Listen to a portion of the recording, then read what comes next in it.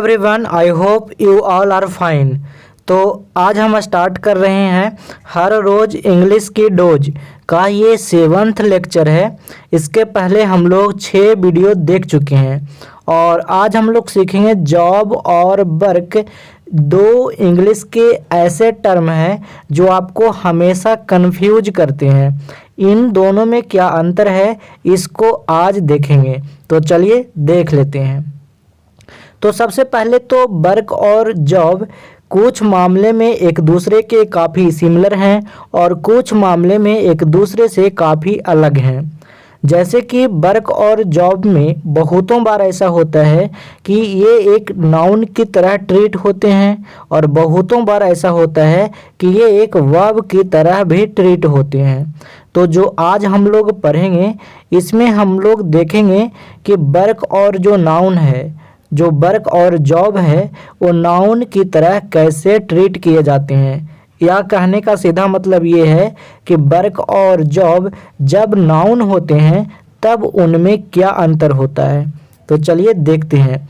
आगे बढ़ने से पहले मैं आपसे एक क्वेश्चन पूछना चाहूँगा और ये हर रोज़ इंग्लिश की डोज का पार्ट 0 यानी 0 डे 0 में मैंने बताया था मेक आ मिंट। यहाँ पे एक फ्रेज है मेक आ मिंट का मतलब क्या होता है।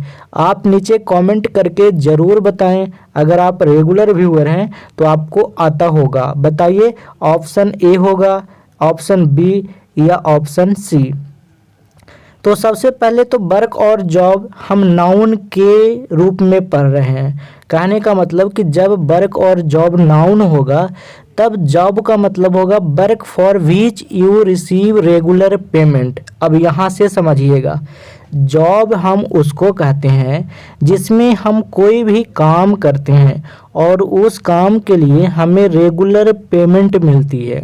मतलब एक नियमित पेमेंट, चाहे वीकली या फिर डेली, मंथली या फिर इस तरीके से रेगुलर पेमेंट मिलती है। तो उस वर्क को फॉर्मल लैंग्वेज में हम जॉब कहते हैं। समझ गए। जैसे यहाँ पे देखिए लिखा हुआ we are trying to get a job, मतलब हम लोग एक जॉब की कोशिश में हैं। तो यहाँ पे टू गेट अ जॉब मतलब जॉब पाने की कोशिश में। और ये फ्रेज भी याद रखिएगा, गेट अ जॉब। समझ गए।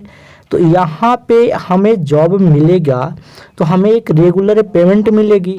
तो जब कोई भी काम के लिए रेगुलर पेमेंट मिलता है तब हम उसे कहते हैं कि वो जॉब है। ठीक है। अगला है she took a job as a teacher. अब ये कोई लड़की है, सी टूक अ जॉब मतलब उसने एक जॉब ली एज अ टीचर, मतलब एक टीचर के रूप में वो जॉब कर रही है। तो जब ये टीचर है तो यहाँ भी इनको रेगुलर पेमेंट मिलेगा। तो आपको सिर्फ इतना समझना है कि जब रेगुलर पेमेंट मिलेगा ना तो वो वर्क जॉब हो जाएगा। समझ गए। और जो वर्क होता है वो जनरल है, चाहे उसमें रेगुलर पेमेंट मिले या ना मिले, लेकिन जब रेगुलर पेमेंट मिलेगा तब हम उसे जॉब कहेंगे। समझ गए। तो जैसे वर्क का मतलब क्या है, तो वर्क का मतलब टास्क, टास्क मतलब कार्य, काम, डैट नीड जिसे ज़रूरत है, यहाँ पे एक ही टू होगा।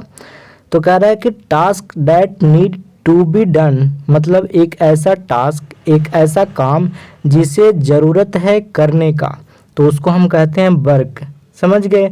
जैसे एग्जाम्पल से आप अच्छे से समझ पाइएगा, taking care of a baby is hard work मतलब एक बच्चे का लालन पोषण करना, एक बच्चे का देख रेख करना एक बहुत ही हार्ड वर्क है। तो ये क्या है, ये एक वर्क है। इसमें पैसे तो नहीं मिलेंगे ना। जब हमारी माँ हमें पाल रही थी, पोस रही थी, तो उस समय क्या उनको रेगुलर पेमेंट मिल रहा था? नहीं ना। तो ऐसे जब भी सिचुएशन बनेगा तब हम उसको वर्क कहेंगे। समझ गए।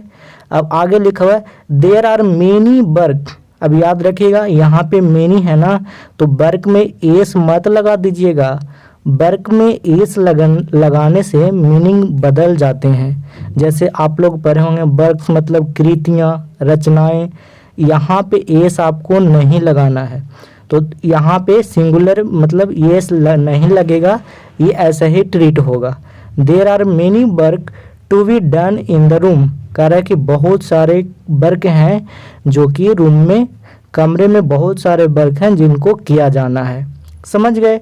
तो सिंपली वर्क में जब रेगुलर पेमेंट मिलेगा तब जॉब होगा, और जब जनरल कोई भी काम होगा तो उसको वर्क कहेंगे। आप ऐसे समझ लीजिए।